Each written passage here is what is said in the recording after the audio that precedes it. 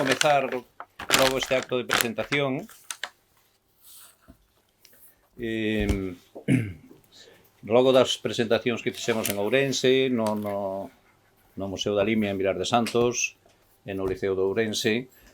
Tocaba hoxe vir a esta cidade de Vigo que tanta ourensanía ten, e non podemos ser mellor recibidos con tanta que a presenza de tantas persoas, de tantos amigos aquí reunidos para a presentación desta antoloxía poética de Antón Tovar, que debo recoñecer xa desde o primeiro momento, como poden imaginar, que o noso poeta preferido, o poeta preferido dos limiaos e en boa medida o poeta preferido dos ourensáns. A voz poética quizáis máis relevante da segunda metade do século XX, que originario de Ourense, e en boa medida unha das voces líricas máis importantes da literatura galega e en certa maneira tamén da literatura española dese mesmo período. Esta antoloxía poética nace como consecuencia da recomendación que nos actos de celebración do centenario do nacemento de Antón Tovar, promovidos polo Museo da Limia alá en Vilar de Santos. Antón Tovar nace en Rairí de Veiga, e Rairí de Veiga é un concello lindante con Vilar de Santos. Vilar de Santos ten un museo etnolóxico que se chama Museo da Limia, e no que temos unha sección denominada Biblioteca da Limia, onde están as obras daqueles autores, artistas, escritores, pensadores, humanistas, que teñan algunha relación directa ou que teñan traballos vinculados ao territorio limiao. Unha desas persoas é Antón Tovar. E un dos obxectivos do Museo da Limia é a promoción e a divulgación da obra de todos estes autores, de todos estes pensadores, creadores, vinculados ao territorio. Polo tanto, entendemos que cos actos de celebración do seu centenario estábamos pondo en práctica esa filosofía que inspira o Museo da Limia. Pois neses actos colabora o profesor Xesús Alonso Montero, impartindo unha conferencia magistral, impartiría outras a posteriori nos actos de presentación e agasallarános hoxe tamén con outra aquí neste acto.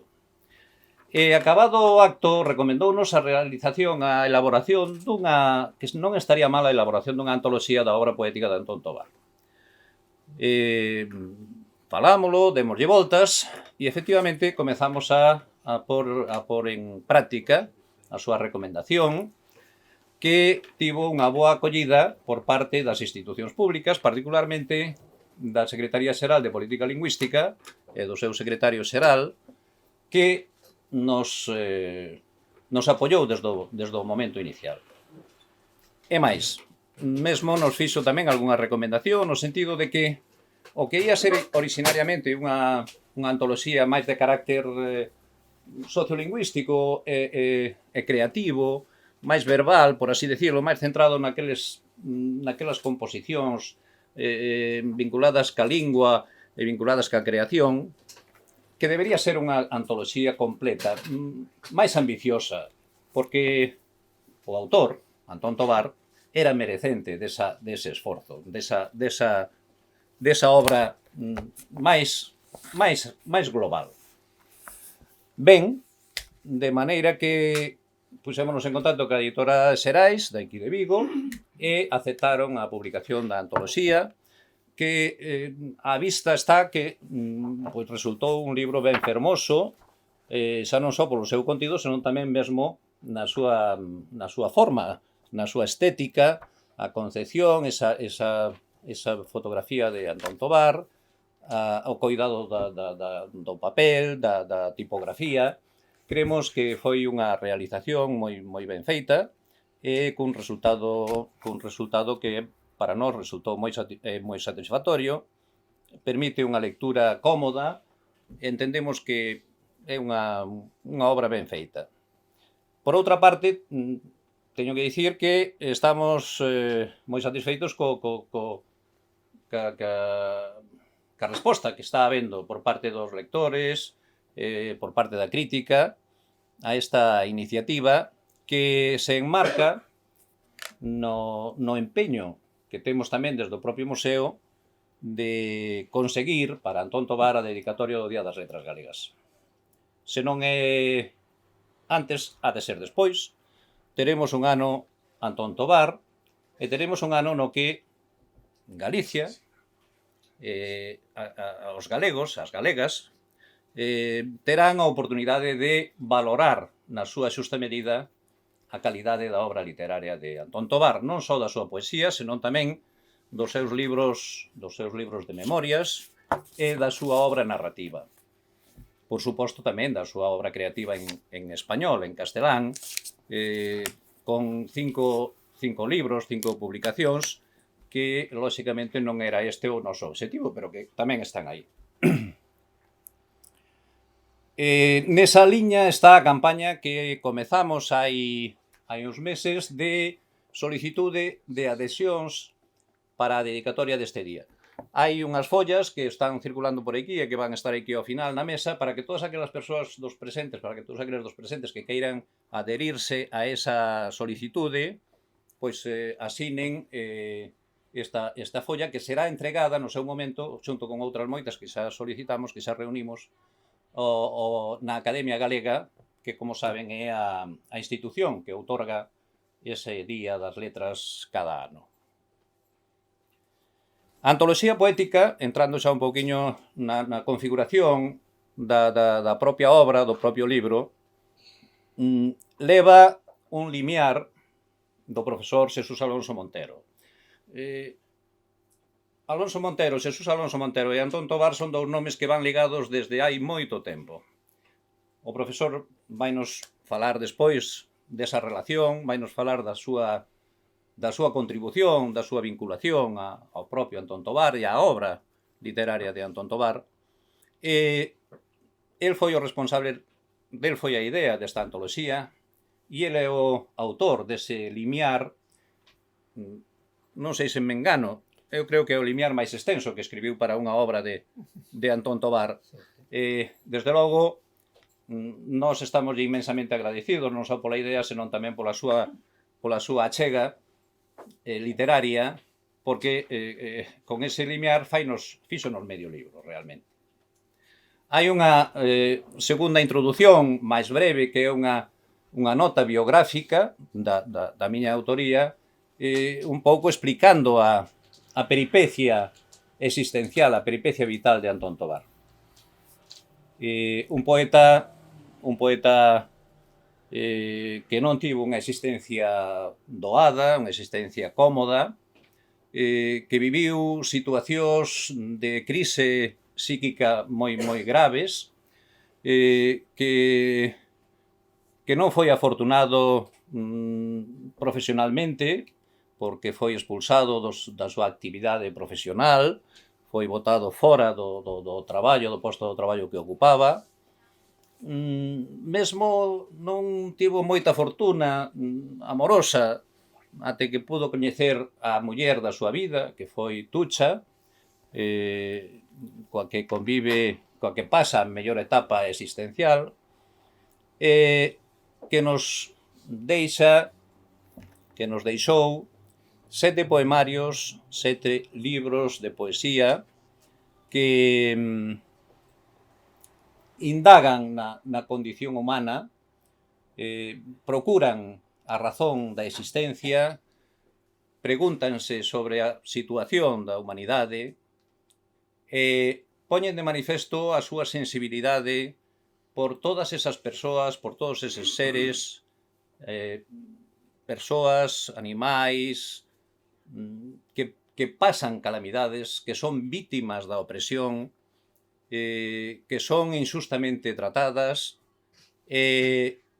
retrata tamén a súa peripecia existencial, na que el procura, por todos os medios, encontrar unha explicación, unha razón para o sufrimento, para a vida, para as situacións da vida, e que encontra sempre unha parede, como un muro co que continuamente vai dar.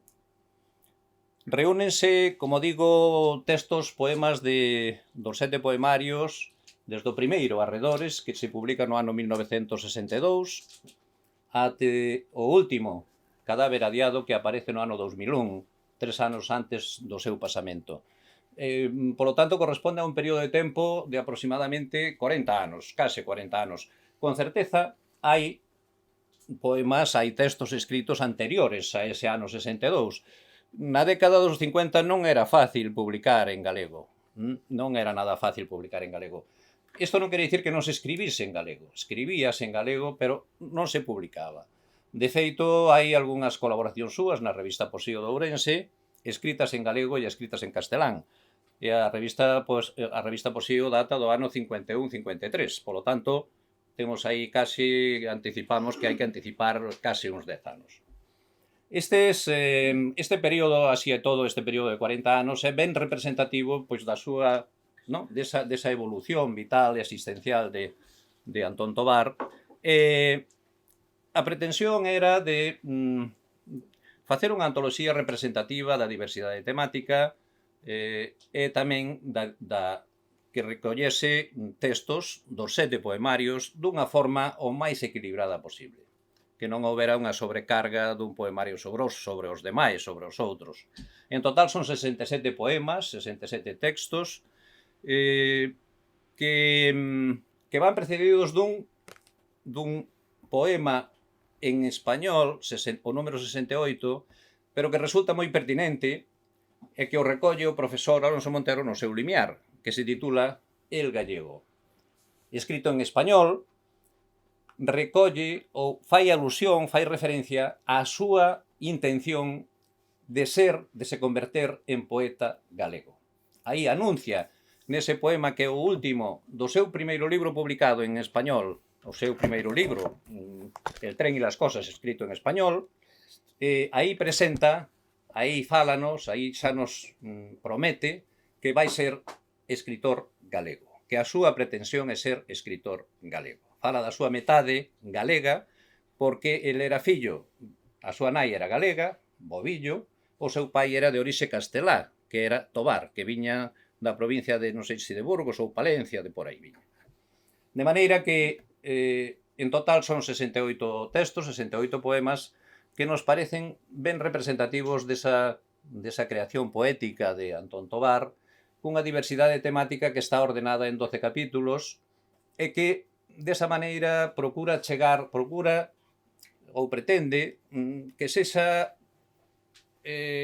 obxecto de lectura e de valoración, de análise por parte dos escolares. A nosa intención é que este libro chegue aos centros educativos de educación secundaria e que sexa lido polos escolares en compañía, evidentemente, baixo a tutela dos seus profesores de literatura e, polo tanto, que Antón Tovar teña presenza na educación, no ámbito educativo, aínda que, lóxicamente, tamén vale perfectamente para ler por calquera persoa, por calquera individuo que teña ese interese por coñecer a súa obra poética. Non me vou estender máis na miña intervención, porque hoxe contamos na mesa ca presenza dunha persoa moi achegada familiarmente a Antón Tovar, é Margarita Tovar López Cuevillas. Margarita Tovar López Cuevillas foi profesora de Xeografía e Historia na súa actividade como actividade profesional e sobriña de Antón Tovar, neta de Florentino López Cuevillas, Florentino Alonso López Cuevillas, un dos grandes nomes da xeración Nós naquela etapa gloriosa da época do Grupo Nós, que tivo na súa revista Nós pois unha das expresións máis, unha das creacións máis valiosas da historia da cultura galega. Margarita tivo a xentileza de querer participar nesta mesa, neste acto de presentación da obra de Antón Tobar, da antoloxía de Antón Tobar, que ademais de acto de presentación é tamén un acto de, como dicía o profesor Alonso Montero en Ourense, é un acto de celebración da creación de Antón Tobar. É un acto de homenaxe, de recoñecemento e de tributo a Antón Tobar, un home que, por outra parte, non era moi dado a andar nos círculos, a estar nos círculos, pero hai que dicir que desde moi novo ele está presente nas tertulias, nos faladoiros de Ourense, en compañía de personalidades como Otero Pedrallo, como López Cuevillas, como artistas como Quesada, como Arturo Baltar, en fin. El de seguida vai estar aí metido, preocupado con esa inquedanza cultural, con esa inquedanza pola cultura, pola literatura, polos libros, que vai aos que se vai, bueno, unha afición que vai ser moi precoz, de seguida vai ser un grande lector, e lóxicamente, pois a raíz desa lectura, pois vai nacer tamén a creación. Pois agradecemos moitísimo que Margarita quixese acompañarnos neste acto. Ela vai nos decir unhas palabras desde a perspectiva da persoa da familia, non? Digamos, desa relación máis familiar, máis íntima, máis do interior. E logo o profesor Xesús Alonso Montero pois ten moitísimas cousas que nos contar, así que creo que con eso imos ter unha tarde moi ilustrada. Moitas grazas.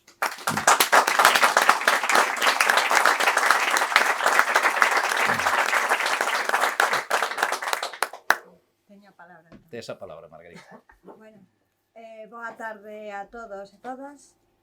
No meu propio nome e no nome de toda a nosa familia Tobar Bobillo, queremos agradecer a todos aqueles que, apreciando a obra do meu tío, participan activamente na posta en valor e no recoñecemento público da súa obra, tanto poética como en prosa. Aos organizadores desta presentación, os esforzos, a dedicación, preocupación e tempo. As fermosas palabras de Alonso Montero no limiar, a Delfín Caseiro pola pensada selección dos poemas, a Xosé Luis Carreira polas ilustracións e a Edición Xerais pola calidade e cuidado de dicción desta antoloxía poética. Todo no libro fermoso, incluindo a foto da portada que reflicte maravillosamente ben a cara de bondade do meu tío.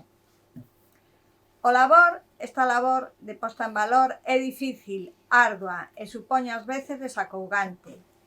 Nestes tempos, a cultura é a gran esquecida e a poesía e o ensaio todavía menos valorado por unha sociedade pegada a un móvil ou tableta que vive unha realidade virtual onde o máximo valor é a inmediatez e confundir información con coñecemento. O meu tío, nado na casa familiar da Pereira, no concello de Rairí de Veiga, no seo dunha familia de comerciantes de orixe zamorana, de Codesal, exactamente era o povo. Pasou na súa infancia moitas tempadas que se reflicten na súa poesía. O amor á terra, a paisaxe, as xentes, a familia. Os estudos no Colexio Salesiano, no Instituto Otero Pedrallo e o seu paso pola cidade de Salamanca reflicten a súa vez a súa preocupación pola teoloxía e filosofía. Antón Tobar, como todo ser hipersensível, estivo dominado dende sempre por obsesións circulares, anguriosas, sobre si mesmo e o que lle rodea, na búsqueda dunha explicación nunca topada, a existencia ou non dun Deus, a idea recurrente da morte, o sentido trascendente da vida. Eu quería destacar na súa biografía 4 puntos. En primeiro lugar, 3 figuras femininas moi importantes. a famosa Susa, a que ten poemas, que o criou 8 irmáns, orfos de pai, en tempos oscuros e difíciles. Tucha Mirallo, a súa muller, que impregnou de optimismo, alegría, simpatía e cor gran parte da súa vida, e sobre todo a súa nai, a miña avoa, muller de gran intelixencia, bondade e prudencia que o acompañará sempre. En segundo lugar, en coherencia cos seus principios sociais, sempre soubo manterse fiel aos seus ideais. Destemido do poder, membro e afiliado do Partido Comunista, berrando en voz baixa, a través da súa poesía encarnizadamente real. Nunha España en branco e negro, ser portador do carné do Partido Comunista era probablemente un seguro de entrar en prisión, pero os seus ideais estaban por riba da súa liberdade individual. En terceiro lugar, quería destacar a viraxe cara a terra e ao galego presente na súa vida dende pequeno, polas estadías na Pereira, pero non na escrita dos primeiros libros. O amor á terra, a limia, a paisaxe, a costa galega, a lanzada, ven tamén influído polo contacto directo, diario e familiar que mantén co grupo Nós, que impregna de galeguidade a cidade de Ourense a pesares das circunstancias. Para finalizar, quería destacar o valor da amizade. Cun carácter calado, introvertido, ensimismado entre o fumo eterno do pitillo feito a man, tivo moitos e grandes amigos. Foi en vida querido, admirado e respeitado por pintores, intelectuais, poetas, artistas. Lembro as tertulias no famoso Voltaire, as visitas diarias ao Ateneo, dende Alonso Montero aquí presente a Carlos Casares, Prego, Baltar, Quesada ou Virxilio, dende Conde Corval a Pesqueira, Failde, Trabazo, José Luis López Cid, Anselmo López Morais, Peña Rey, Salustio, Santiago Lamas, Augusto Proa e, sobre todo, Santiago e Carlos Vázquez, que despois da súa polémica saída de Facenda, o invitan a traballar na famosa librería Tanco, illa de liberdade en tempos oscuros.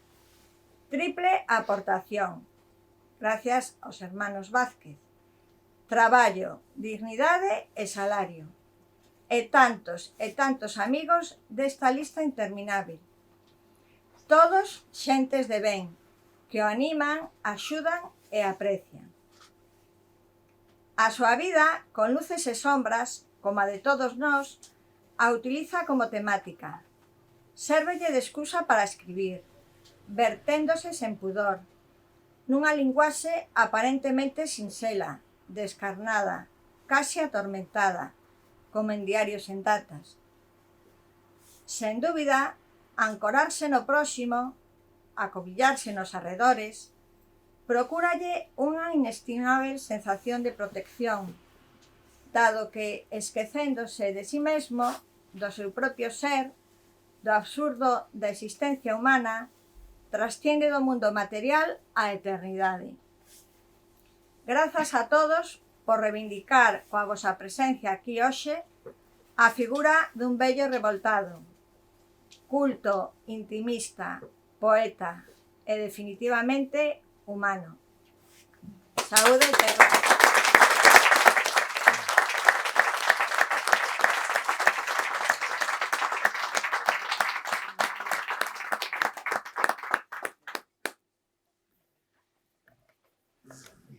Muy bien.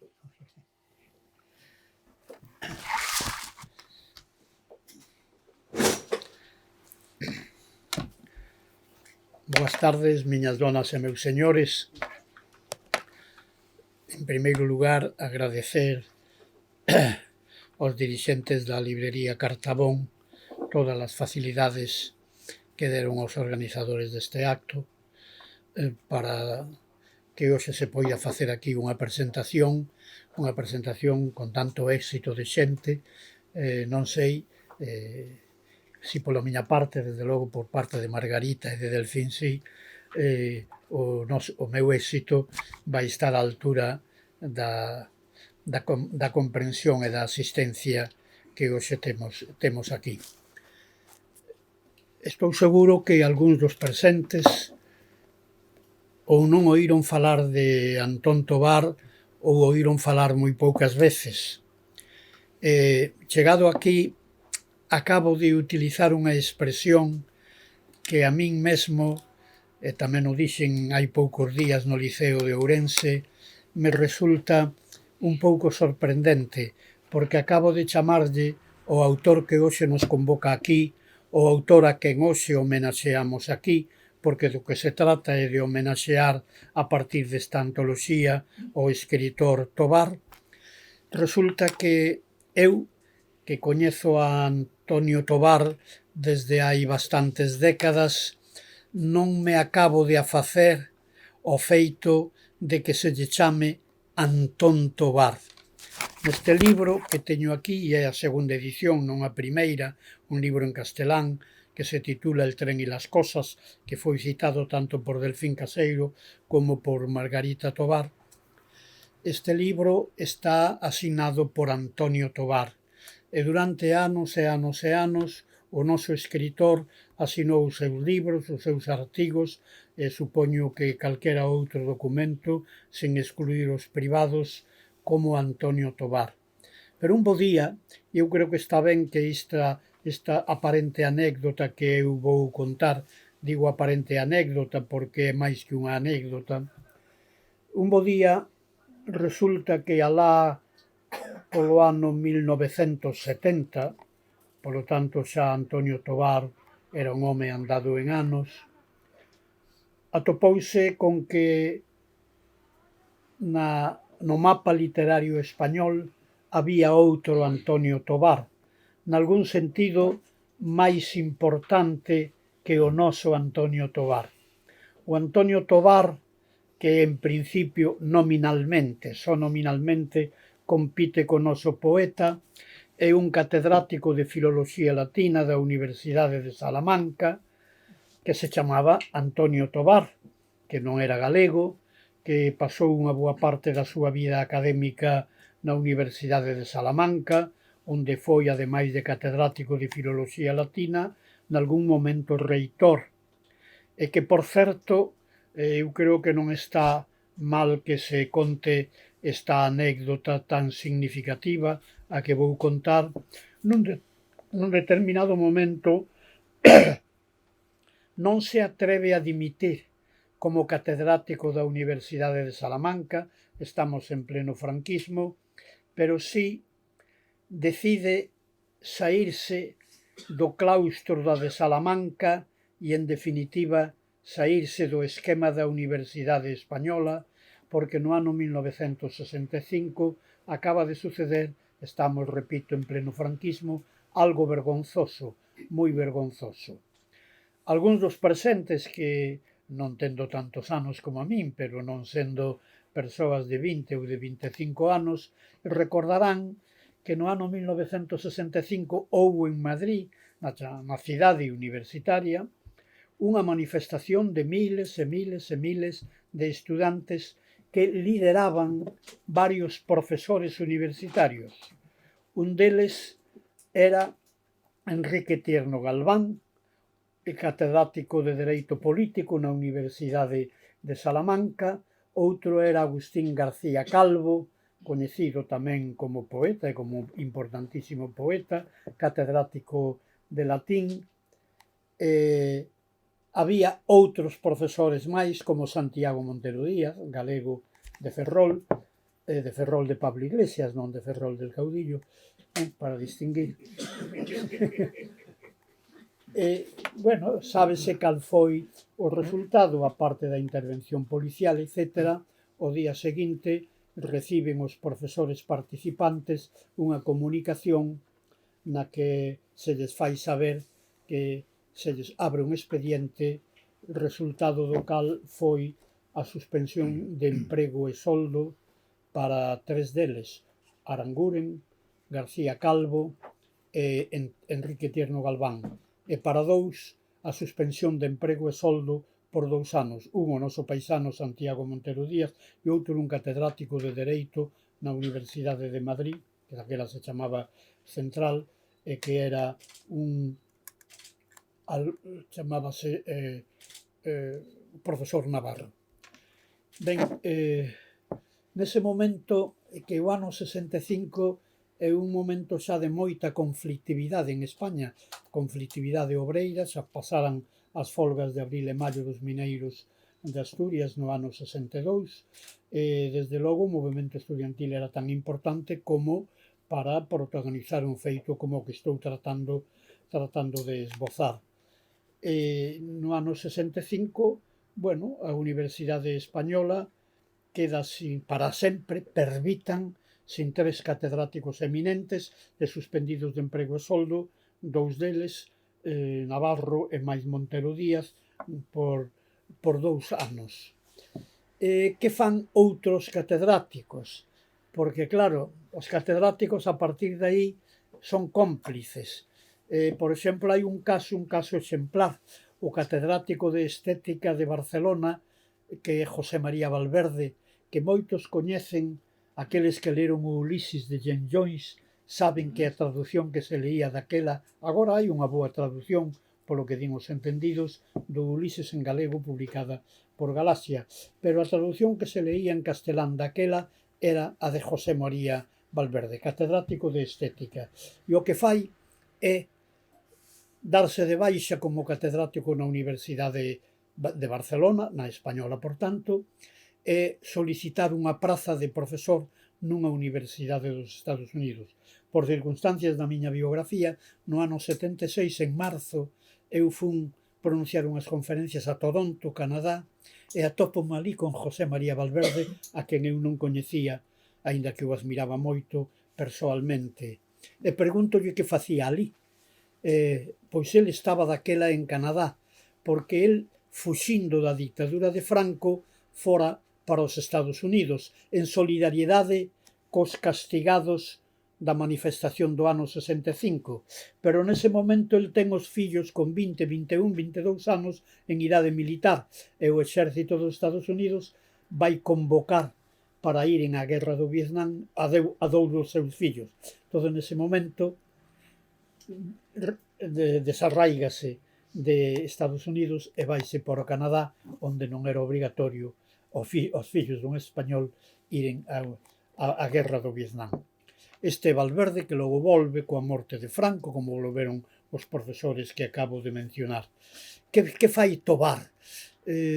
Pois Tobar non fixo moito, pero que é moi difícil nunha dictadura. Estamos no ano 65, Franco vai morrer 10 anos despois, por lo tanto, aínda quedaba moito franquismo por vivir. O que fai é desligarse da universidade con pouco escándalo, pero un pouco tamén para que se entendera o xesto de que se sentía incómodo nun claustro onde acababan de mandar o exilio académico a algúns dos grandes profesores que había en España. Un deles, profesor no claustro de Salamanca, catedrático de Dereito Político, que era Enrique Tierno Galván. Pero este Antonio Tobar, catedrático de Filoloxía Latina, tamén facía crítica literaria moi aguda en distintas revistas, e un bo día atópase con algún libro en galego de Antonio Tobar. Teño unha especie de brincadeira, de rexouba, a propósito do nome, e ao final desta rexouba ou desta brincadeira, o noso Tobar, o noso escritor de Ourense, decidiu utilizar o que en Galicia, máis que un nome, é un hipocorístico, Antón, porque o nome é Antonio.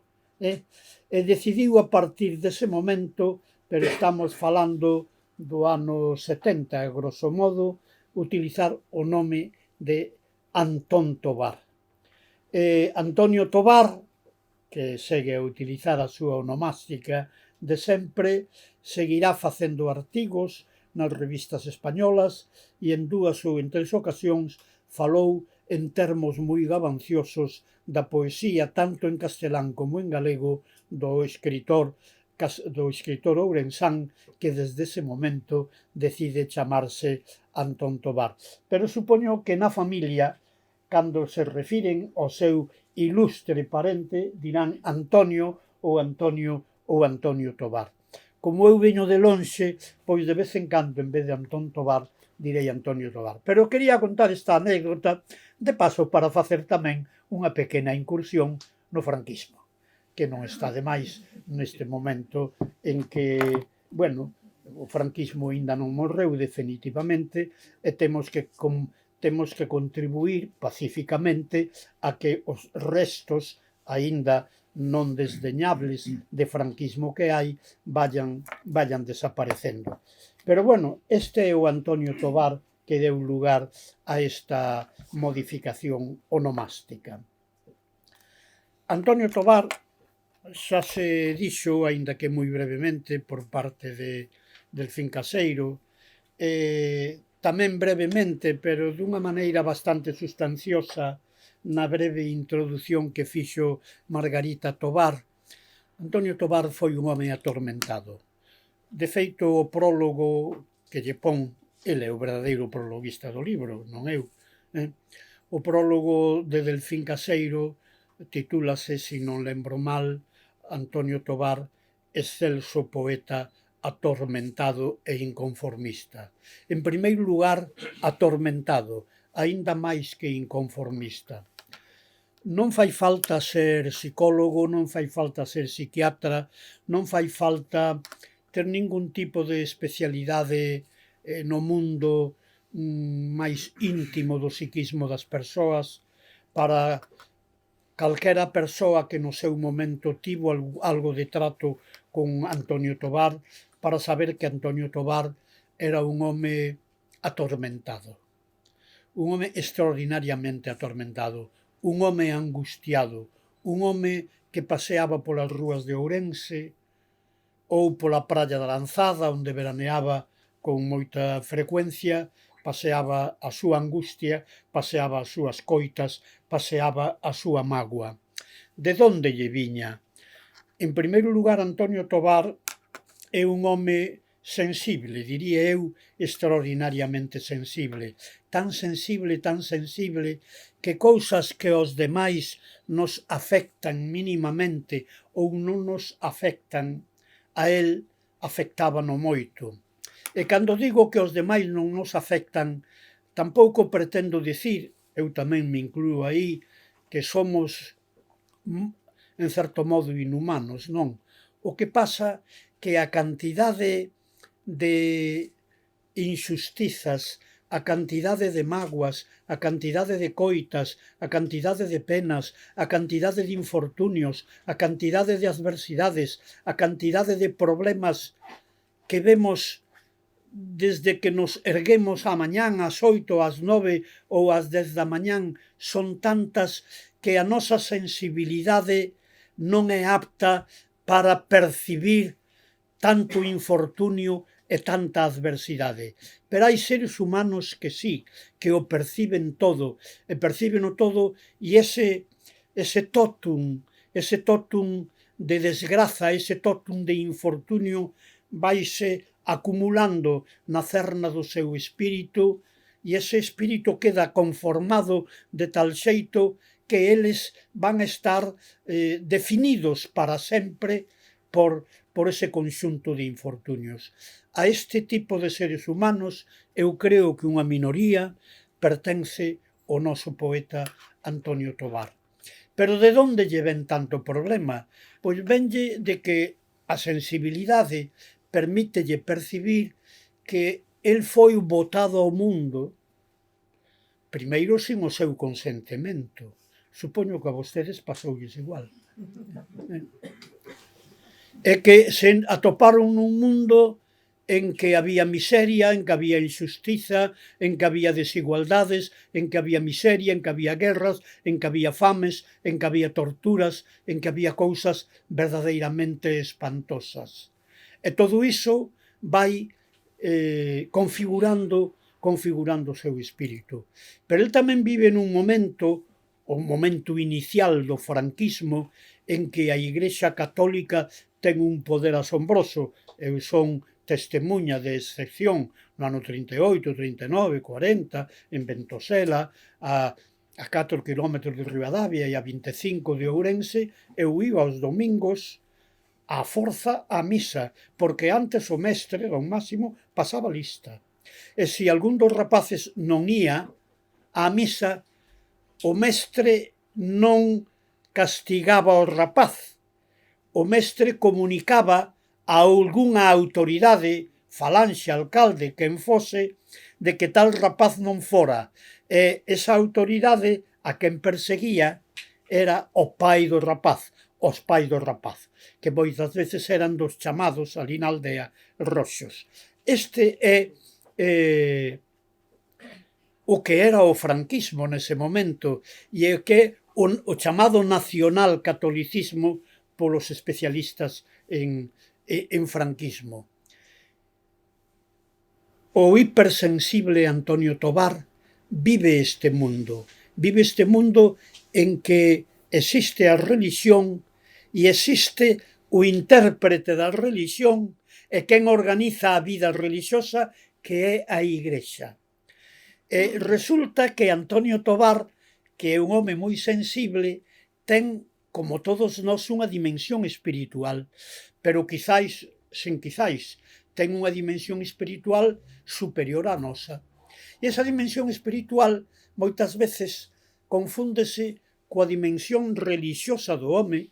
O home, naturalmente, non é un can, o home non é un elefante, o home non é unha araña, o home nin siquiera é un vagalume, o home é un ser que fala, como dixo Aristóteles, e, polo tanto, estamos no mapa zoolóxico a unha altura que non ten ningún dos nosos conxéneres.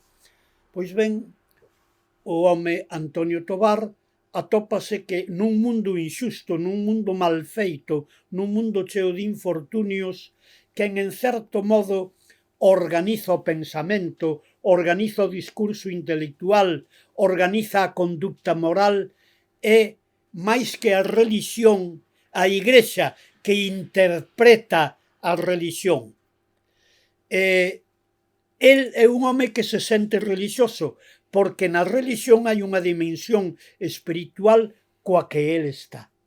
El está co espírito do vello cristianismo, el está co espírito dos homes que serviron a religión católica desde premisas que non teñen nada que ver coa codicia ou co egoísmo, etc., etc. Polo tanto, esa é unha virtude de Antonio Tobar, e pensa que eso pode acrisolarse, enriquecerse no seminario, e vai ao seminario de Salamanca.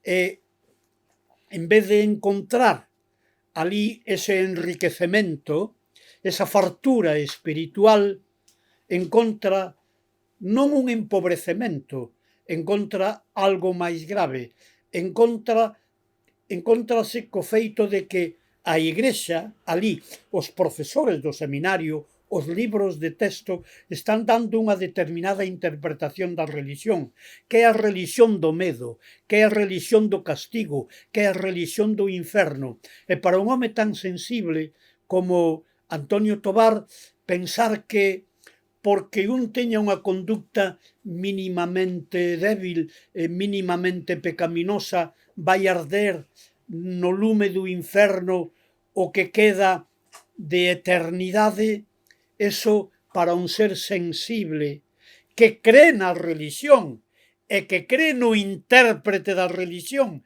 que a Igrexa, ten que producir un volcán de sentimentos negativos verdadeiramente pavoroso. O destino cal foi? Un sanatorio psiquiátrico. Esta é a vida de Antonio Tobar. E cando sai do sanatorio psiquiátrico, evidentemente, o sanatorio psiquiátrico foi para el, nalgúna medida, un paliativo, pero nada máis. El, con eses terrores, con eses medos, con esas fantasmas, vai vivir toda a vida, unhas veces máis e outras veces menos. A vida é máis fácil unhas veces, menos fácil outras. Moi novo empeza a estudiar letras, filosofía e letras de Santiago, que abandona pronto. estudia un pouco de economía e de contabilidade, por eso fai unhas oposicións á delegación da Facenda, que gaña, e da delegación da Facenda vótano non probablemente por comunista, que supoño que no seu expediente non figura este cargo, pero sí vótano porque en todo caso non é un funcionario que cumpra, porque tampouco é un funcionario como os demais, o funcionario que vai, falo do ano 50, a ler ali o periódico, o funcionario que vai ali a tomar café e a falar cos colegas de fútbol, etc. É un funcionario que ten outro tipo de inquedanzas e que ten outro tipo de temores. Encóntrase cun determinado delegado de Facenda que está inmortalizado nun soneto dele, bótano, e ten que botarlle unha man alguén de Ourense que se chama Carlos Vázquez, que ten a librería Tanco e emprego ali, e ali desde que levar a contabilidade dos libros normais hasta estar na trastenda onde había aqueles libros clandestinos que se vendían baixo corda. Ali vai estar Antonio Tobar. Isto é o drama que vai levar Antonio Tobar. E resulta que Antonio Tobar tamén é un home preocupado desde a dimensión do espírito polo amor. Para el a muller é fundamentalmente un corazón latexante de amor. É certo que el, antes de tratar de encontrar, ou antes de encontrar ese tipo de muller, que non deixa de ser un ideal, alcanzable ou non, esa é outra cousa, pois, cando eu era novo, íbamos mozos a Ourense, alá polo ano 48-49, preguntaban uns aos outros, eu quedaba pasmado, fuches á calle do Collo? Fuches á calle do Collo, os de Ourense saben o que digo. Era a ferrería daqui, era a rúa das prostitutas. Probablemente, ou sin probablemente, Antonio Tobar, como todos os mozos de 20-25 anos daquela, bueno, dado que daquela entendíase que un home tiña dereito a encontrar a satisfacción que fose para cubrir as necesidades da súa fisioloxía. Un home, non unha muller. Non unha muller, pois supoño que foi á calle do Collo máis de algunha vez para sair con noxo, porque ele era un home do espírito. Era un home do espírito. Pero ten a sorte de que un bo día encontra unha muller. Unha muller, eu hei de ler un poema inspirado por ela, unha muller que lle ofrece todo aquelo que un mozo de 20, 25, 30 anos que pensa nas facetas menos espirituais do amor, ofrece Venus ou Cupido e ao mesmo tempo ofrécelle unha compañía, ofrécelle un acougo, ofrécelle un acobillo donde instalar os seus infortunios. E tivo a sorte de que ese ser humano existía e el tivo a sorte de bater con esa persona que se chamaba Tucha Mirallo. E Tucha Mirallo é crente, pero non é crente de ir á misa os domingos de 12 a 1, que era a misa das señoritas, porque as criadas iban ás 9 ou ás 10, cuidado, porque a Igrexa Católica na época do franquismo estaba así coas clases sociais. Eu que ia á misa na miña aldea, cando tiña 9, 10, 11, 12 anos, o mestre, as fillas de don Nicolás, as fillas dos ricos, estaban en reclinatorios diante, e os paisanos que falaban galego e que eran xornaleiros de don Nicolás estaban de pé detrás. E iso sabía o cura, fomentaba o cura fomentaba unha igrexa na parte da freguesía en que as clases sociais eran intocables. Non sei se eses curas leran os evanxeos, non sei se eses curas leran a Tellar de Sardén, por citar un home importante no catolicismo da época que non era comunista, pero que daquela tamén lían os comunistas, porque Tellar de Sardén quedaría verdadeiramente alporizado de ver que as fillas dos ricos estaban en reclinatorio e os que non eran fillos de ricos estaban de pé e cando tiñan que axoenllarse, axoenllábanse en lousas duras, ásperas e frías. Bueno, esta era a igrexa que vivimos todos e que viviu Antonio Tobar. E Tucha ofrécelle todo aquilo que unha muller ofrece cando está da súa parte Cupido e Venus. E ademais, todo o que el, a dimensión espiritual que el tiña, andaba solicitando. Pero ela é creente, ela vai á misa de 9 ou á misa de 10, ela ten a Virxe María ali no propio despacho, donde Antonio Tobar ás veces está escribindo non poemas contra a Igrexa, porque os poemas de Antonio Tobar non son como os de Curros Enríquez. Curros Enríquez era un creente, cuidado. Curros Enríquez era anticlerical, pero non era ateo nin agnóstico. Curros Enríquez deostou o clero na medida en que o clero era no campo galego abusivo, pero nunca puxo en dúbida a existencia de Deus. Os poemas que teñen que ver coa religión de Antonio Tobar, máis que contra a Igrexa, van contra a teoloxía, van contra a entidade de Deus. E eu diría que unha parte importante da poética de Antonio Tobar é o diálogo, o debate, a polémica intensa, a polémica ás veces alporizada entre Deus e máis el.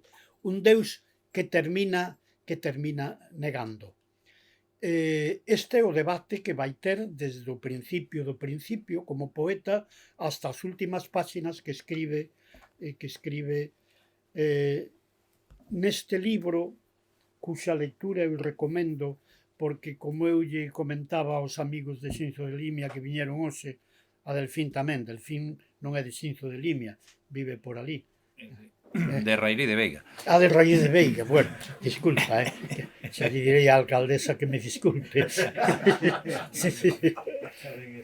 Pois, en Diario íntimo dun vello revoltado, que se publicou no ano 3, escribe Antonio Tobar para que se vexa cal é a relación do poeta e do cidadán Antonio Tobar coa divindade. Eu non son ateo.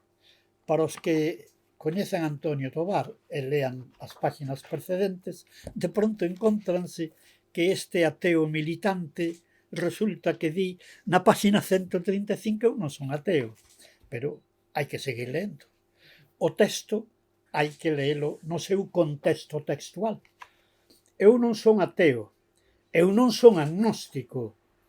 Un ateo desprega o seu abondoso abano de razoamentos e proba que Deus non existe.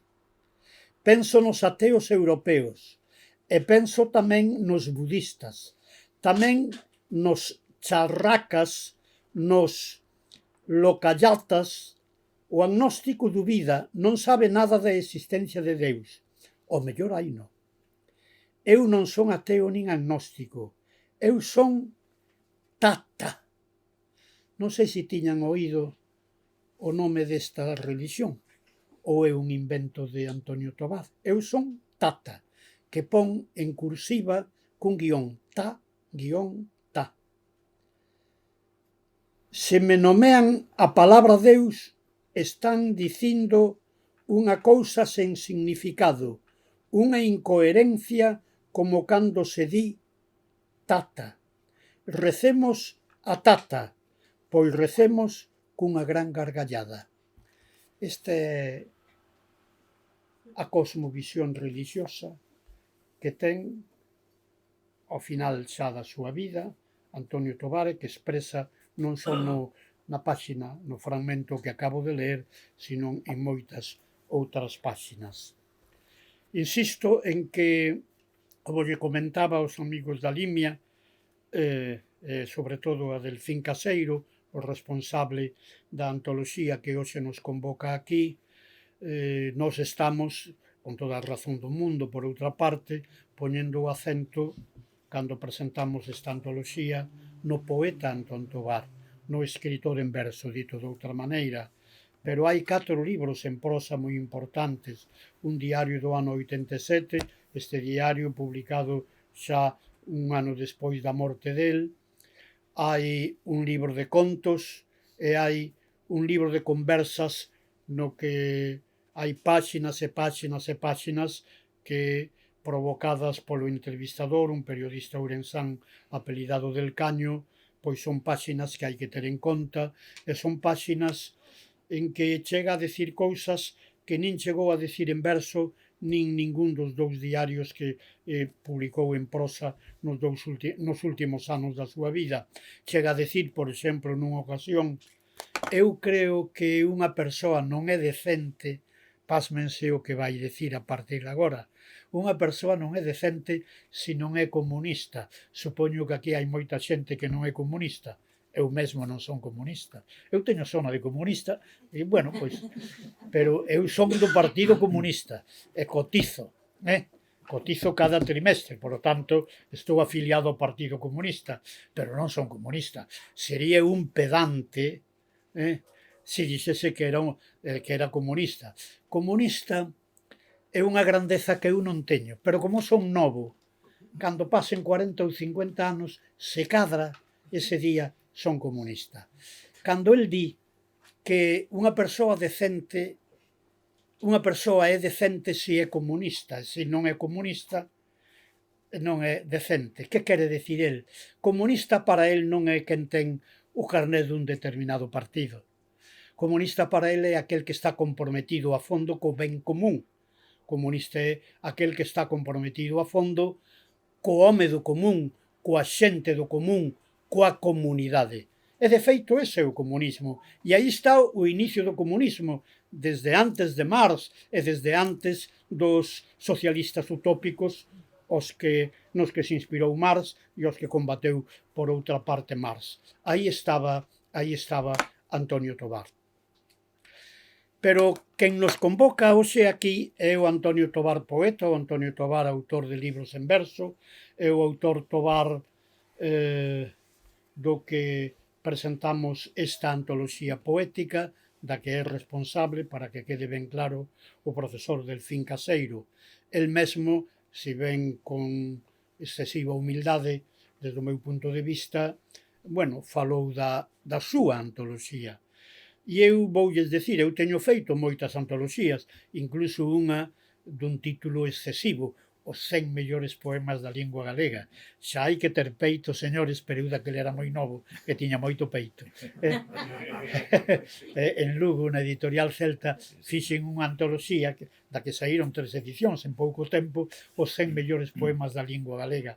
Iso é imposible. Pero tamén o fixo un home moito máis sabio que a min, e máis de dereitas que a min, que se chamaba don Marcelino Menéndez Pelayo, as 100 mejores poesías de la lengua castellana. Por que non ha de haber libros así chamados? É certo que se podrían facer antoloxías, las 100 mejores poesías da lengua castellana, con outros poemas que serían tamén moi bons. Pero é moi difícil para quen faga unha antoloxía da poesía castelá non poñer as coplas a la muerte de su padre, de Jorge Manrique, mal tituladas. Habería que titulalas Coplas a la muerte de mi padre, non? Eu decíades así aos alumnos cando era profesor de instituto. El non, Jorge Manrique non di Coplas a la muerte de su padre, es mi padre. E desde logo nesa antoloxía ten que figurar o cántico espiritual de San Juan de la Cruz. Acabo de escoller as dúas personas que non eran comunistas. Jorge Manrique, século XV, o outro século XVI, para que se vexa que nós somos plurais. Os aspirantes a comunistas. Na antoloxía que eu fixen os 100 mellores poemas da lingua galega, supoño que se agora neste momento hai algún home de letras, un profesor de literatura galega que está ultimando unha antoloxía con 100 poemas da literatura galega, probablemente coincide coa miña antoloxía en 10, 15, 20 poemas, pero hai outros poemas probablemente mellores que eu non escollín. Eu fixen unha antoloxía un pouco temática, poemas de denuncia, poemas en que se canta a Rosalía, poemas sobre migración, poemas sobre a vida cotiá. Algo parecido fai con esta antoloxía Delfín Caseiro. Delfín Caseiro máis eu falamos despois de que aquel día, cando beberamos unha copiña de máis, eu dixenlles, hai que facer unha antoloxía. E é certo todo o que dixo el. Eu, sobre todo, o que quería é que se publicaran os poemas sociolingüísticos de Antonio Tobar, porque esa é unha faceta da poesía de Antonio Tobar realmente insólita naquela época. E logo eles, con mellor criterio, chegaron á conclusión de que había que facer unha antoloxía en que estuveran presentes todas as temáticas dun poeta tan plural e polifacético como foi Antonio Tobar. O que fai Delfín Caseiro é 12 capítulos, capítulos que teñen títulos como A procura da identidade, o inconformismo, o nihilismo, o amor, etc., etc. Aqueles de vostedes que por primeira vez teñan esta noite nas súas mans esta antoloxía, poden empezar polo primeiro capítulo, pero se están máis interesados nos capítulos referidos a Tucha ou nos capítulos referidos á vida cotiá ou nos capítulos referidos á problemática sociolingüística, empecen por eses capítulos. E dentro deses capítulos, Delfín Caseiro naturalmente utiliza o criterio cronolóxico, porque en calquera destes temas non é o mesmo o que escribe Antonio Tobar ou calquera outro poeta en 1960 que o que escribe en 1998. Estamos ante unha antoloxía moi importante, tan importante que esta antoloxía eu creo que é a que vai caracterizar para o futuro, sexa ou non galardoado este ano que ven ou cando sexa co Día das Letras Galegas, vai caracterizar a poesía de Antonio Tobar. Pois ben, este é o que estamos presentando hoxe. Antonio Tobar o que é un gran poeta existencialista.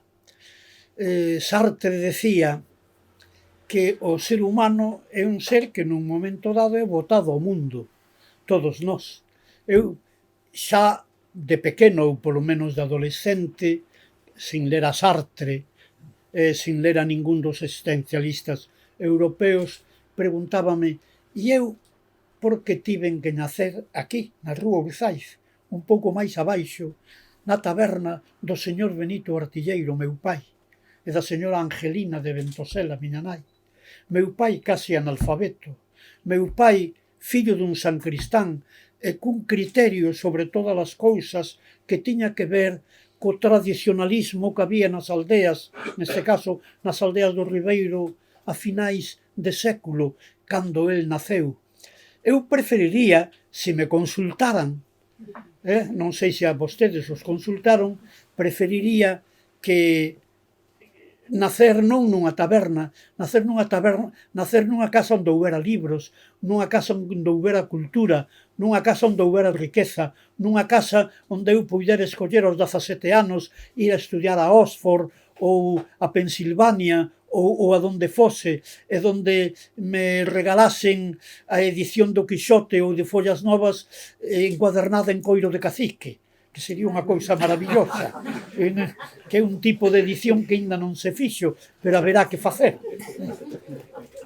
Pero non, nacín nunha taberna onde meus pais me falaban en castelán, e entre eles falaban en galego, porque eles trataban de educarme para señorito, etc., etc., etc. Botados ao mundo, e o mundo é un mundo. Isto Antonio Tobar, desde a súa hipersensibilidade, soubo moi ben. Antonio Tobar encontrouse coas desigualdades, cos infortunios, coas desgracias, coas injusticias, etc. Encontrouse con aquela igrexa católica, hispana, romana, etc., etc. E este, claro, é un Antonio Tobar que, ao final, unha boa parte da súa poesía é a poetización dos problemas que esa sociedade imprimiu no seu carácter durante décadas e décadas.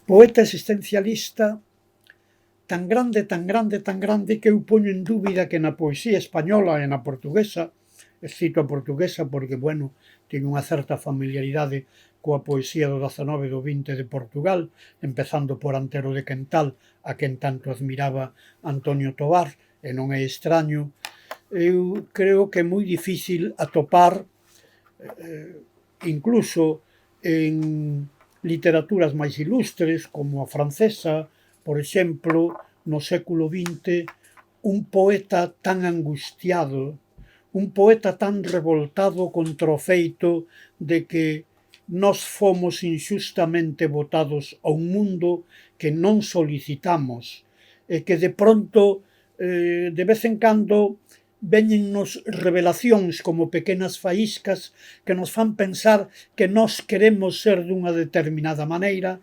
e non logramos ser desa maneira porque vivimos nunha sociedade que nos condiciona de tal xeito que a nosa liberdade é mínima para ir configurando e moldeando o noso propio espírito, o noso propio carácter. O día que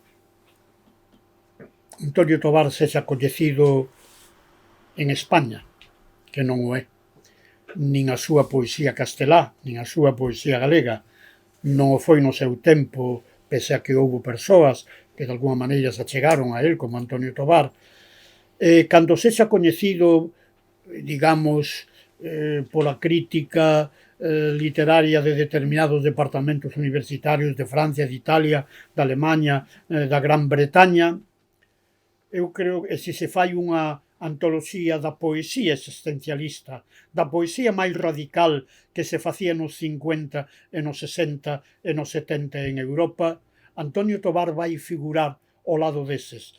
Polo tanto, e xa teño dito máis dunha vez, non estamos hoxe homenaxeando aquí a un gran poeta de Ourense ou a un gran poeta de Galicia, en galego e en castelán, nin siquiera a un gran poeta da Península Ibérica. Eu creo que estamos homenaxeando a un gran poeta de Europa. E iso, para velo, teremos que ver pois os grandes poetas da época existencialista máis angustiada de Europa. Neste diario dun vello revoltado, do que ligo un fragmento hai un anaquiño, el nun momento dado traduce un poema sobre a morte, un tema moi de Antonio Tobar, nada menos que do poeta italiano Cesare Pavese. O día que comparemos a voz de Antonio Tobar coa de Cesare Pavese e outros poetas dese nivel, dese rango, desa entidade, desa estatura en Italia, en Francia, na Alemanha, na Gran Bretaña, saberemos o que é Antonio Tobar. Ademais do Antonio Tobar, como xa dixen ao principio da miña disertación, o Antonio Tobar, autor de 4 importantísimos libros en prosa. Eu o que quería é darlles ofrecerlles unha brevísima, unha casi intolerable, pola miña parte, antoloxía dos versos de Antonio Tobar. Antonio Tobar é un home que no libro Arredores, que é de 1962, é capaz de decir de si mesmo, do home que el cree que leva dentro e ao mesmo tempo do home que el quixera ser, do outro home que el é capaz de escribir este poema titulado Outro. E o poema di: eu quixera ser outro. Non o vello que son, o outro que aló ficou atrás dos espellos no fondo, onde me apalpo extraño, e tristeiro e remoto.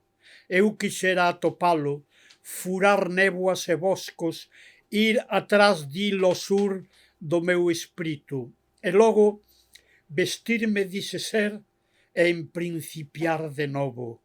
Eu quixera atoparme co ignoto, home que non sei ser, e guindar este enxoito eu de agora e trocalo por outro. Eu non sei onde a niña, si en paxaro, si en fogo, si en cinza vai escrito, pero quero outros ollos para min e outras vaguas con distintos acoros, escapar do estantío e fadal desacougo de sempre fuxir ledo do abouxante balbordo dos pensamentos meus, dos que xa non dou volto, irme vestindo de pel nova, de novo sangue e folgos, diferentes, e esquecerme diste que agora son un morto camiñando, eu quixera ser outro. Este é o Antonio Tobar, que, como dixen ao principio da miña intervención, está, dixen, en diálogo, en debate con Deus, eu diría que en polémica con Deus, e moitas veces en polémica alporizada con Deus, porque se Deus é de algún xeito responsable de determinadas injustizas, naturalmente con Deus hai que polemizar. Pero tamén Deus, o Deus que ás veces aparece ou nos evanxeos ou na explicación de intérpretes do catolicismo máis modernos, é un Deus un pouco distinto. Pois nesta polémica con Deus, neste diálogo ou debate con Deus, hai un poema que paga a pena leer, reler e, se mo permiten, memorizar. E aqueles de vostedes que sean crentes, hoxe a noite, en vez de rezaren o credo, recen este poema. De quen, como dixo nun fragmento que lín, non acababa de creer en Deus.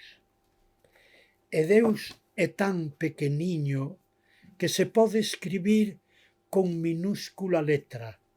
Empezou escribindo Deus no primeiro verso con mayúscula. Así, Deus con minúscula, só Deus.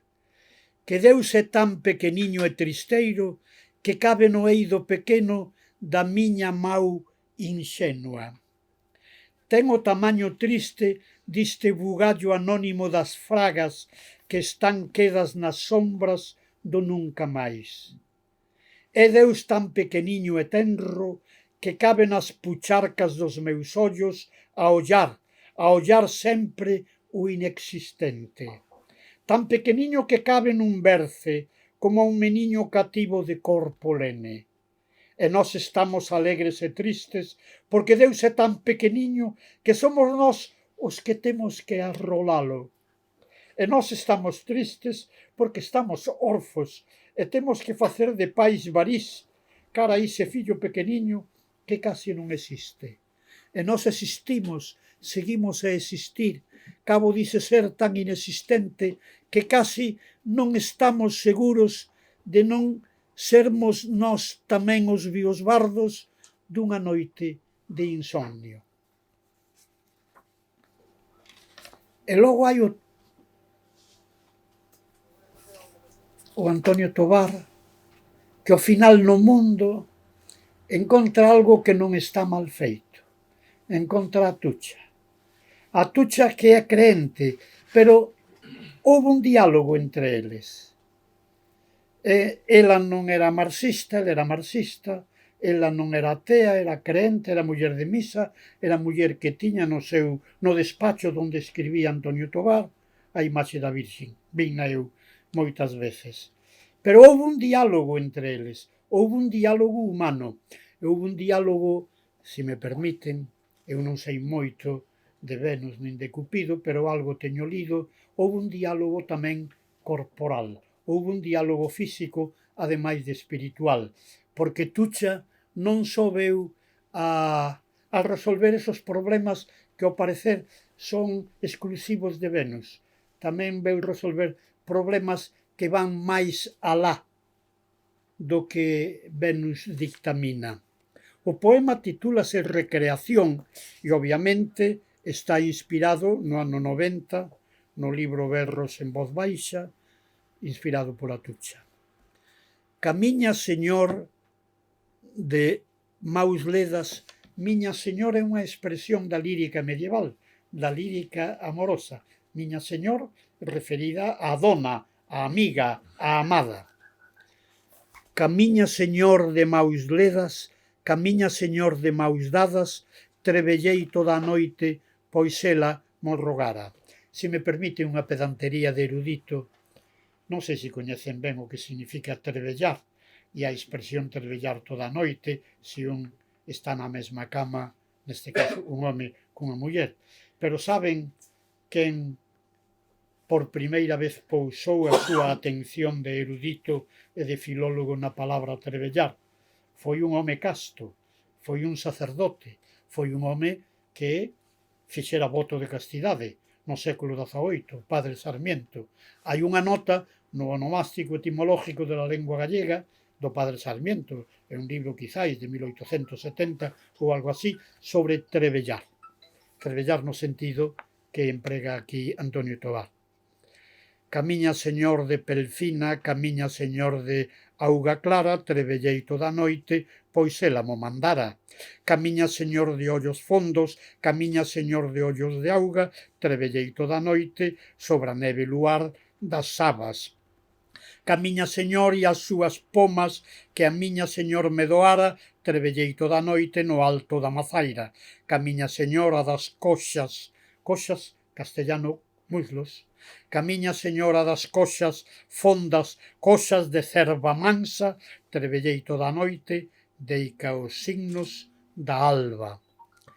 Ben, este é un dos poucos poemas, se se me permite o adxetivo, positivo que hai na poética de Antonio Tobar, porque Antonio Tobar é o poeta do infortunio, Antonio Tobar é o poeta da mágoa, Antonio Tobar é o poeta da angustia, e poucas veces a vida pon na súa man un anaquiño de existencia apetecible. Pero resulta que a súa relación con Tucha, polo menos de algún momento, é capaz de inspirar versos entre medievais e modernos, que son os versos que eu acabo de ler. Hai outros versos, porque Antonio Tobar é unha musa plural. Antonio Tobar é un poeta, como di moi ben xa no título do prólogo da antoloxía Delfín Caseiro, por un lado atormentado e por outro lado inconformista. Antonio Tobar militou no Partido Comunista, polo tanto enténdese que non era moi capitalista, que non era partidario da codicia persoal, que non era partidario do egoísmo, que tiña un compromiso co ben común, etc., etc., etc. Ben, este Antonio Tobar encóntrase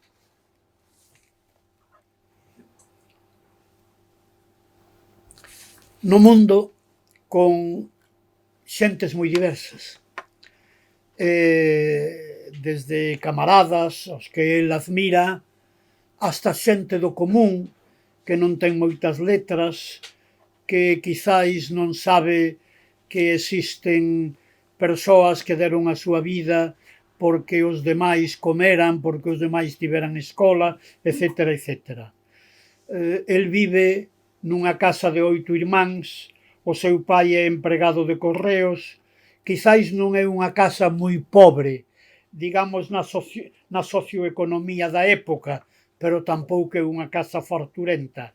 Pero é unha casa en que o pai traballa, a nai ten, que morrerá pronto, ten 8 fillos e forzosamente no esquema desa casa ten que haber unha criada. Pero sempre que se di, sin poñer unha nota, que nunha casa houve unha criada, parece que todos pensamos que se trata dunha casa rica. Non. Na miña casa, nunha taberna que se chamaba El Recreo, onde estaban meu pai e miña nai, había unha criada. Meu pai ia ao Ribeiro luns, martes, mércores e xoves a traballar as viñas ali, e o viño que se vendía na taberna era o viño que traballaba meu pai. O venres, o sábado e o domingo, día de máis traballo na taberna, que tamén era un pouco restaurante, casa onde se daban 2 ou 3 camas, etc., meu pai viña da aldea.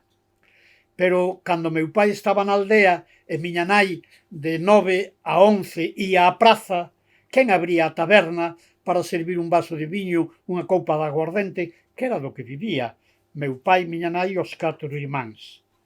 Pois forzosamente había que ter unha criada, pero iso non quere decir que a nosa casa fose unha casa rica.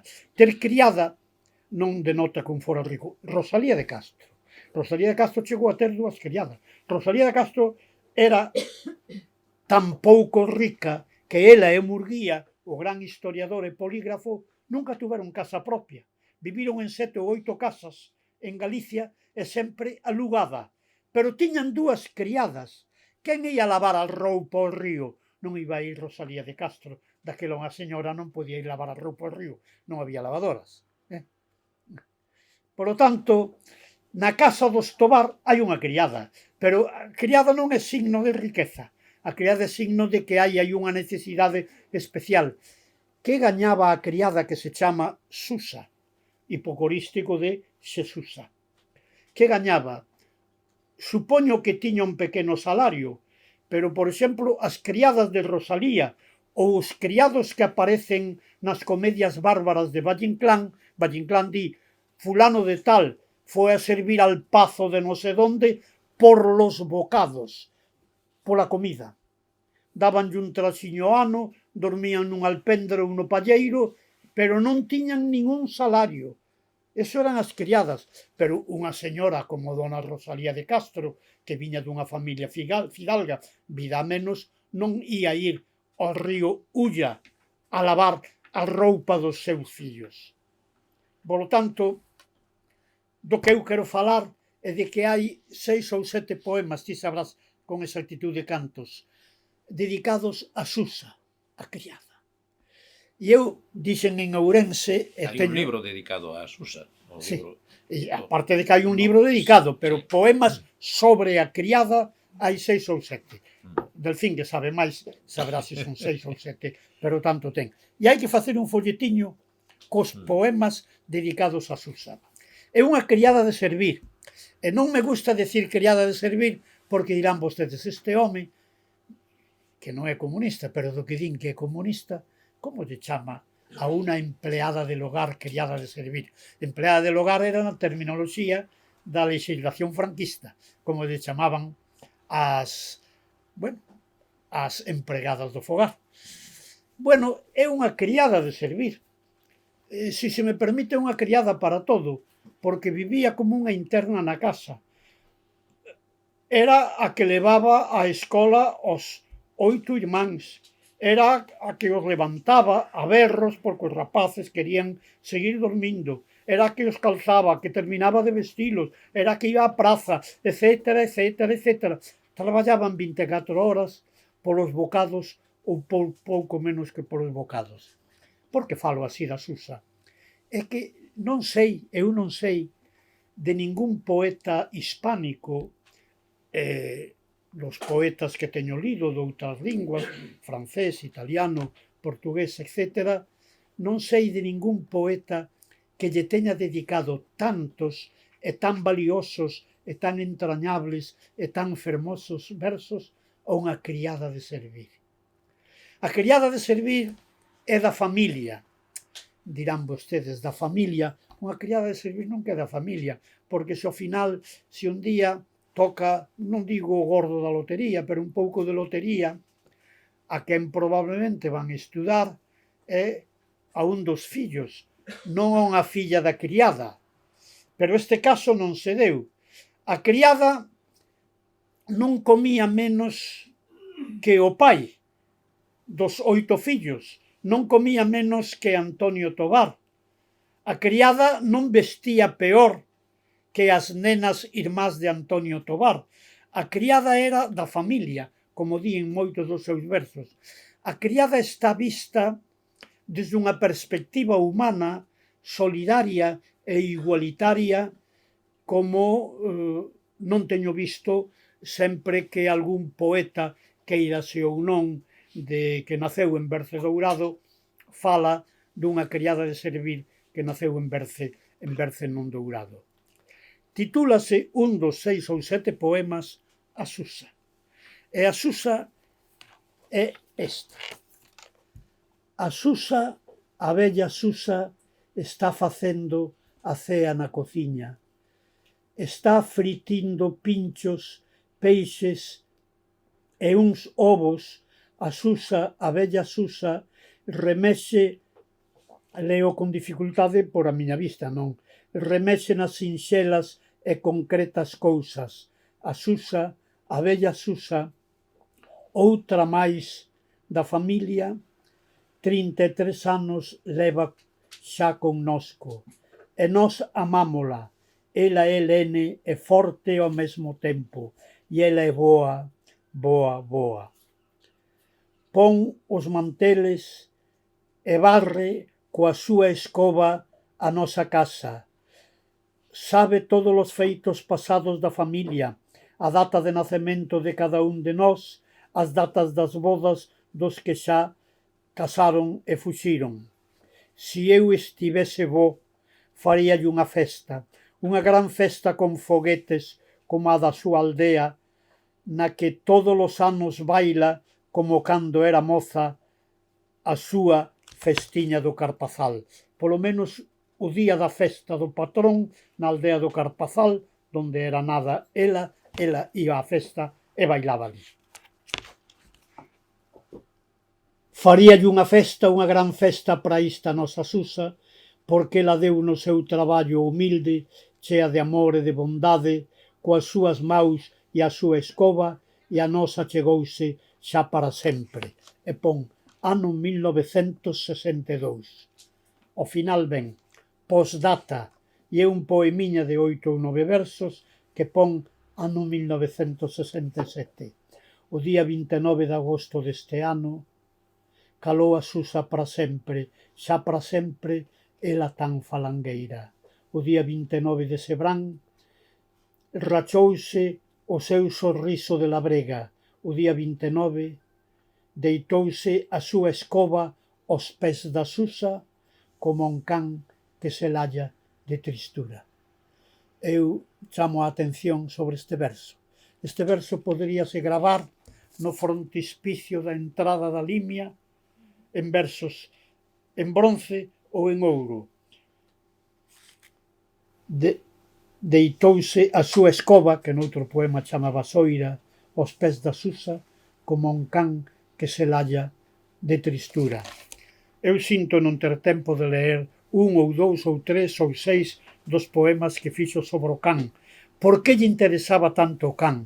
Interesou sobre todo sobre o can da aldea, o can ás veces que non ten dono, o can que anda famento, o can que anda buscando unha caricia. Ese can é el. El é tamén un orfo, un desvalido, un desamparado, que tamén anda á procura dunha garicia, dun agarimo, dun amparo. Por iso hai tanta poesía do can.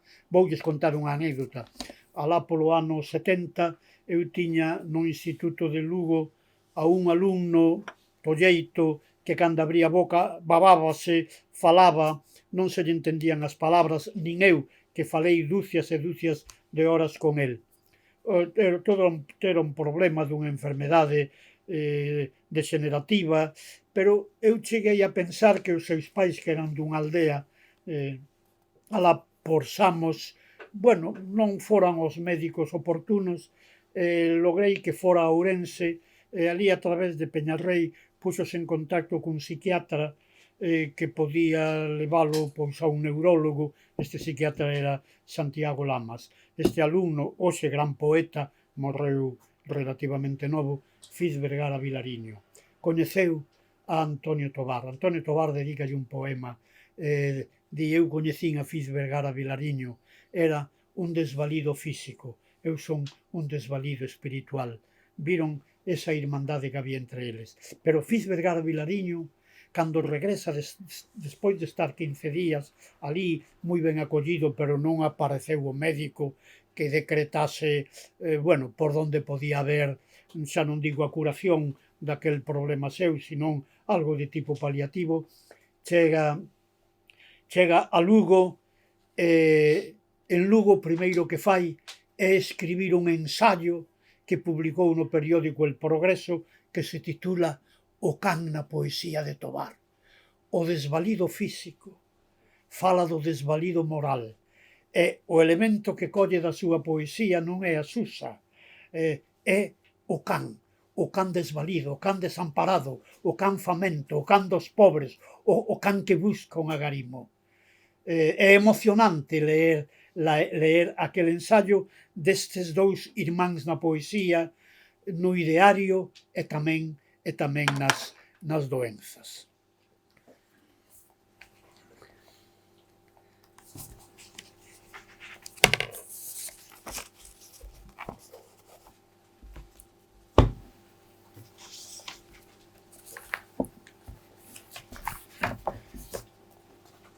Eu, para terminar, tamén quería, na exposición de Delfín Algo se dixo, que é autor de varios poemarios en lingua castelá, el ademais empezou escribindo en castelán. Daquela, Manuel María, o seu primeiro libro foi en castelán. Son moitos os escritores daquela época que empezan escribindo en castelán. A medida que vai pasando o tempo, o interese pola causa galega, polo galeguismo, etc., pola democracia, pois leva a moitos, aínda non vindo de casa castelán falante, pois terminan aprendendo mellor ou peor o galego e terminan escribindo en galego, máis que como un compromiso literario, como un compromiso ético ou un compromiso político. Este é o caso de Antonio Tobar. Pois ben, no libro El tren y las cosas, que é un libro que sorprendeu e deslumbrou a Carlos Casares, e hai un momento falaba con César Cunqueiro, que a seu pai, Álvaro Cunqueiro, polo menos un poema fíxolle pensar nalgo de tipo shakespeariano. De feito, aínda que non foi festexado como tiña que ser festexado o poeta Antonio Tobar, tivo críticos excelsos, acabo de citar a Álvaro Cunqueiro, podería citar a moitos máis, por exemplo, a Anxo Tarrío, a Vicente Risco, etc., tivo críticos moi importantes. Sobre todo, o libro en castelán do ano 70, El tren y las cosas. Esta é a segunda edición que leva un prólogo. 60. Leva un prólogo estupendo doutro gran poeta ourensán que se chamaba Víctor Campio Pereira. E aquí hai a poesía da vida cotiá. A vida cotiá pode ser a Susa, ou pode ser as festas, ou pode ser o tren que pasa de vez en cando asubiando e entra pola súa casa, ou pode ser un personaxe que pasa por ser pintoresco pero que ten unha fondura especial, Don Simbi, ou pode ser alguén que nunha charanga ou nunha banda popular toca o instrumento que en principio é menos excelso. Non é nin o clarinete, nin a flauta, nin o bombardino, é o bombo. É a este home que toca o bombo en El tren y las cosas, o libro en castelán da poesía cotiá, Antonio Tobar escribe estes versos en castelán.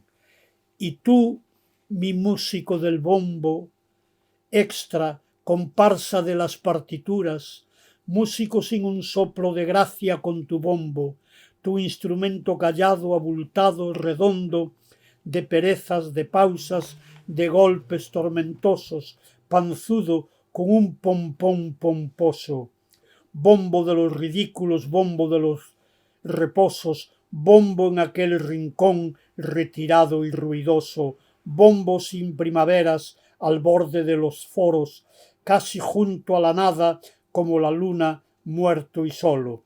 Y tú, mi músico del bombo, tú, contrapunto de la flauta encantadora, de los coros de violines angélicos, tú, mudo y sordo músico de almirez, cocinero prosaico de un rescoldo de música remota sumergida en un pozo, yo te saludo, sé por qué, os saludo a los dos, a ti y al bombo. Moitas gracias.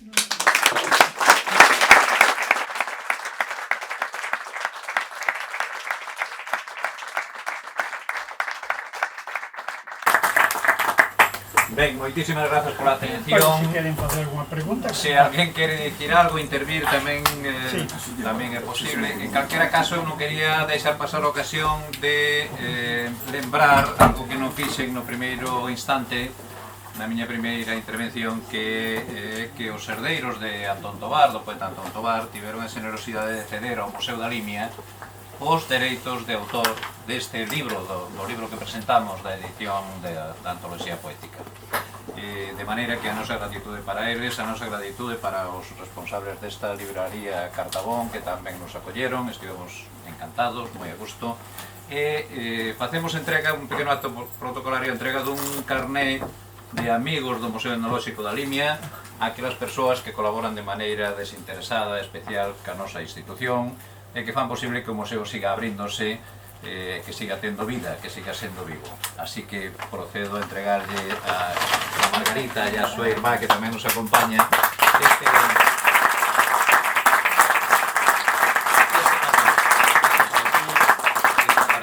para Milagros.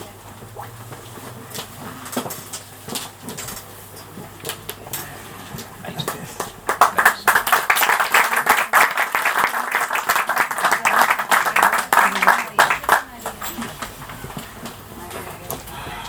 Pois nada, encantados de encontrarnos aquí en Vigo e ata outra ocasión. Gracias.